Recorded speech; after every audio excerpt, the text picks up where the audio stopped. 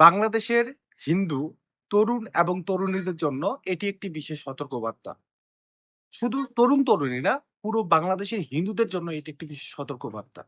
আমরা দেখেছি যে আমরা সবসময় বলি, বাংলাদেশের সংখ্যালঘু হিন্দুদেরকে নিশ্চিহ্ন করার জন্য বহু আগে থেকেই নানা রকম meticulous ডিজাইন অনুযায়ী চক্রান্ত করা হয়েছে, গণহত্যা চালানো হয়েছে এবং জোর জবরদস্তিভাবে জমি দখল করা হয়েছে, নারীদের রেপ করা হয়েছে, জোরপূর্বক ধর্মান্তরিত করা হয়েছে। লাস্ট কয়েকদিন ধরে যে ঘটনাগুলো আমরা চোখে দেখতেছি, যেটা আপনাদের নজরে অবশ্যই এসেছে। ১ম একটা ঘটনা হলো গাজীপুরের। গাজীপুরের ৪ জন যুবকের কথা বলা হচ্ছে যে তারা হচ্ছে হিন্দু ধর্মাবলম্বী এবং এই ৪ জন যুবক কি করেছে? যে একজন মুসলিম মেয়েকে আ আ তুলে নিয়ে গিয়ে রেপ করেছে। পরবর্তীতে হচ্ছে পুলিশ এই ঘটনা তদন্ত সাপেক্ষে তারা একটা রিপোর্ট দিল যে না, এখানে আসলে ধর্ষণ করা হয়নি। বরং এটা হচ্ছে কি একটা প্রেমের ঘটনা। তারপরেও যেহেতু বলা হচ্ছে ১৩ বছরের একটা মেয়ে, তার মানে মেয়েটা আ মানে সাবালিকা নয়, মেয়েটা নাবালিকা এবং সেক্ষেত্রে আমি এবং আমরা সবাই বিশ্বাস করি যে যেহেতু মেয়েটি নাবালিকা, সেক্ষেত্রে এই ঘটনার সাথে যে ছেলেদের কথা বলা হচ্ছে, সেই ছেলেরা হচ্ছে অপরাধী এবং তারা যদি অপরাধী হয়ে থাকে, তাহলে দেশের আইন অনুযায়ী তাদের শাস্তি নিশ্চিত করা হোক, এ ব্যাপারে আমাদের কোনো দ্বিমত নেই। আমরাও চাইবো তাদের যেন শাস্তি নিশ্চিত করা হয়। ২য় একটা ঘটনা আমি আপনাদের বলি, বুয়েটের শ্রীশান্ত। আপনারা অবশ্যই জানেন। এই বুয়েটের শ্রীশান্তকে নিয়ে বলা হচ্ছে যে সে নাকি একটা মুসলিম তার বান্ধবীকে চেতনানাশক ওষুধ খাওয়াইয়ে রেপ করেছে, মানে ধর্ষণ করেছে। আজকে একটা রিপোর্ট দেখলাম যে এই ঘটনাটাতেও আসলে ধর্ষণের কোনো আলামত পুলিশ পায়নি এবং যেটা বলেছে ডিএমপি। আরেকটা ব্যাপার হলো যে এখানে যে মুসলিম তরুণী বা কিশোরীটার কথা বলা হচ্ছে বা শ্রীশান্তের যে বান্ধবীর কথা বলা হচ্ছে, সেই বান্ধবীর কোনো অস্তিত্ব এখন পর্যন্ত কেউ জানে না। অর্থাৎ এই ভিকটিমটা কে? শ্রীশান্ত কাকে ধর্ষণ করেছে? এটা কেউই জানে না। আজকে আরেকটা রিপোর্ট আমি আমাদের ভয়েস অফ মাইনরিটিস এর পেজে আমি শেয়ার করেছি। সেখানে হচ্ছে একটা হিন্দু ছেলে রাস্তা দিয়ে হেঁটে যাচ্ছিল।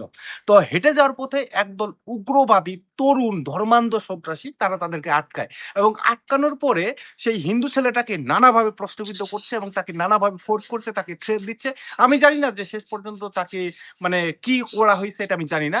সেখানে আমি দেখলাম যে সেই মুসলিম মেয়েটি বারবার বলতেছিল যে সে আমার বন্ধু, আমরা রাস্তা দিয়ে দিনের বেলা হেঁটে যেতেই পারি।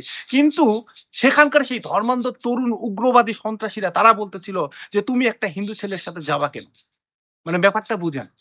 বাংলাদেশে হিন্দু তরুণদেরকে ফাঁসানোর জন্য যে ২-৩ টা ঘটনা, মানে যে ২-৩ টা meticulous ডিজাইন চলতেছে, তার মধ্যে একটা হচ্ছে কি ধর্মীয় অবমাননার অভিযোগ। অর্থাৎ ওই যে আপনার সাথে তর্ক-বিতর্ক করে আপনার স্ক্রিনশট ভাইরাল করে দিয়ে বলবে যে তাদের ধর্মীয় অনুভূতিতে আঘাত লেগেছে। এটা একটা ঘটনা। আরেকটা ঘটনা, এখন হচ্ছে তারা বাংলাদেশের হিন্দুদেরকে মানে হিন্দু তরুণদেরকে বিপদে ফেলার জন্য মুসলিম মেয়েদেরকে ব্যবহার করছে। সে জায়গা থেকে আমি আপনাদেরকে বারবার বলতেছি, ভাই দেখুন, এই যে ঘটনাগুলো আপনার কোনো বন্ধু আপনাকে ক্রিটিসাইজ করতেছে, উত্তর দেওয়ার দরকার নেই।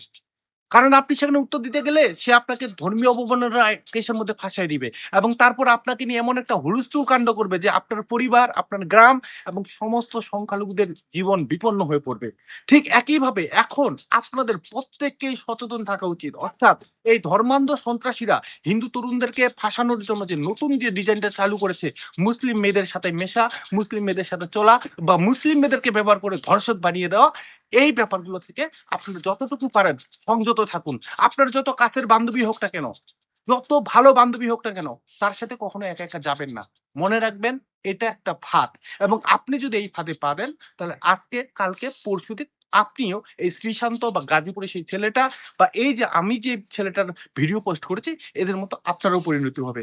সুতরাং নিজের পরিবারের কথা চিন্তা করে, নিজের মানুষদের কথা চিন্তা করে এই ধরনের ফাঁদ থেকে নিজেদেরকে বিরত রাখুন, সাবধানতা অবলম্বন করুন। এই সন্ত্রাসীদের কোনো meticulous ডিজাইন দিয়ে তৈরি করা ফাঁদে যেন আমরা পা না দিই। সবাইকে ধন্যবাদ।